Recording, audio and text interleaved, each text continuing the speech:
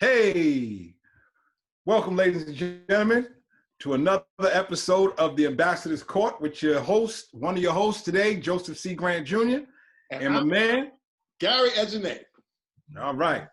So, as always, we talk about at least 3 independent films, and we give our reviews, what we think is dope, what we think is not so dope. And today we have 3 interesting movies for you. Gary? Very interesting. All right. We got 3, and the first one is, we're going to name all 3. The first one is Waves. What's the second one, Joe? The second one is Compton's Finest. All right. And the third one is, I didn't. Third one is John Henry. The third one is John Henry. All right. So the first one is called. Wait. Before we do that, we need to let you guys know we rate our movies based on a 5-point system. Each point is a gorilla that we use. Each gorilla wears a crown, and we let the gorillas wear a crown because no matter what we say about your film, you are a king because you have finished this project, or a queen. Yes. Having said that, let's get into it. All right. So the first film is a film called Waves. All right. And it came out in 2019, and it was written, directed, produced, and co-edited by a gentleman by the name of Trey Edward Shults. All right. And it is starring a gentleman by the name of Sterling K. Brown. Let's go ahead and roll the clip. Love is patient. Love is kind. Love is not rude. It doesn't boast. Love also forgets wrong. I will always love you how I do. It's been hard, hasn't it? Let go of a prayer for you. How you doing with everything? I'm good. Just a sweet word. You know it's okay if you're not. The table is prepared for you. I'm trying to give you the tools to succeed in this world. It's not easy out there. Everything I do is for y'all. Everything. I know you're under a lot of pressure right now, but I'm just getting really scared. But you'll have this place to call home. Everything's gonna be okay, all right? Always. We're in this together.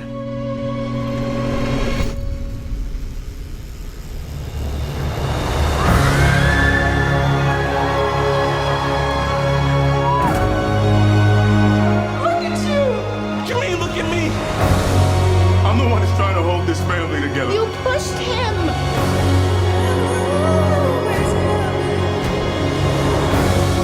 Lord knows I've held on to way too much hate in my life. But all we have is now. All we have is now.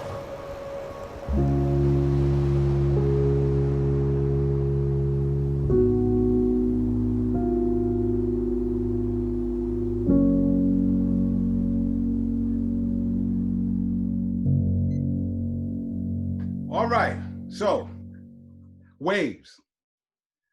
This movie was extremely too goddamn long. The first half hour of the movie, I was into it, and then the most climactic thing happened in 45 minutes into the movie, and I'm thinking, well, where the hell are they gonna go from here? Because there's not really much more to go, and we still had at least 2 hours left. It was an interesting story. The acting was great. The filming was great. The look of the movie was great. But in my opinion, I think that the director and the director of photography was stylizing too much and showing off. And a 2.5-hour movie that could have been broken down to at least a short, in my opinion. As my brother said, it was way too long. And there's 2 words, two phrases that I've coined for movies in general these days, especially when it deals with Black folk, African Americans, okay? Black struggle porn and Black pain opera, all right? This was a Black pain opera, okay? As Joe mentioned, the acting was superb, all right? The cinematography by, I'm looking at this gentleman, by Drew Daniels was fantastic. That's the only thing good. It could have been, it should have been a music video. This would have been great as cuts in the back of, like, I don't know, a sad Rihanna song. Everything about it was sad. There was nothing good about it. You know how you hear the terms, it made me laugh, it made me cry. It just made you, it just was a terrible,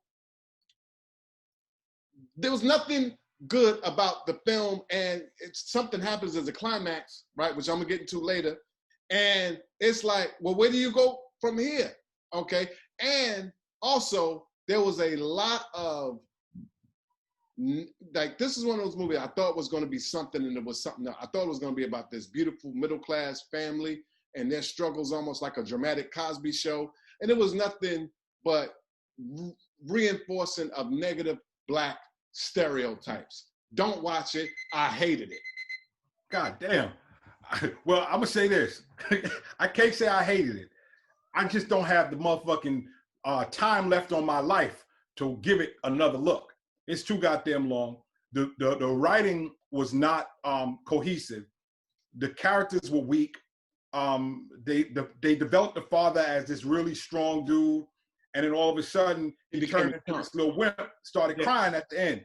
And I couldn't understand, either you strong or you weak. And the son, I get what they were trying to do, the message it was trying to send, but it was very disjointed. The girlfriend's father and her family, they could have built on that, and they didn't. So there was no need to really introduce them if you weren't going to build on them. Okay, so let me say something about this, Joe. This is me being Michael Evans, all right? This is something else that I didn't like about the movie, right?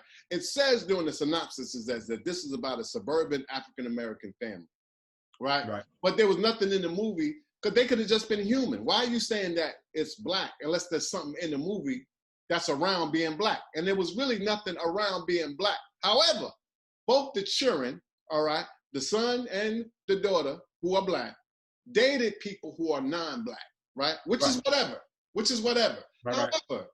However, there was something. Now, I'm about to give a spoiler. If you don't like this, please turn away and go to the next movie. Fast forward a little bit. It reinforced, number one, a stereotype that Black men are, no matter how educated, no matter how from high-class, good family, that Black men are brutes, all right? And that Black girls are little sex-starved little whores, thoughts. Yep. And I did not like that at all. You're right. You're absolutely right. You are absolutely right. I picked that too. The little girl, the son, only thing he knew was violence. The father was extremely violent. Yes. He was a mean dude. Yes. You know what I mean? He had no love in his heart for his son. For his son. Or it seemed that way. You know what I mean? And the daughter, you know, first dude that came along, first little white dude that came along, she done jumped in the bed with him. And this is another thing, another spoiler. Like, don't listen to me, because I'm gonna get spoiled, because I hated this goddamn movie. Another thing is this, right? They did not show the Black boy and his girlfriend who got pregnant in any real intimate scenes. But with the Black girl, they show her laid up in the bed, cocked legs. And first of all, it looked like kiddie porn because she looked way too young. Yeah, you like she was 12. Yeah, she laid it all up in the bed, legs cocked over. Yeah, come on, let's do it. I furious. And fuck Sterling K. Brown for doing this movie. Well, he got to get his check. Can't say fuck Sterling K. Brown for getting this movie. So fuck him. His check. Okay. So big. All right. So as we move on, let's rate this now. Me myself, I give Waves 1.5 gorillas. I give Waves a half of a sick in the hospital dying baby gorilla. All right. Well, there you go. Moving right along. We're on to the next movie.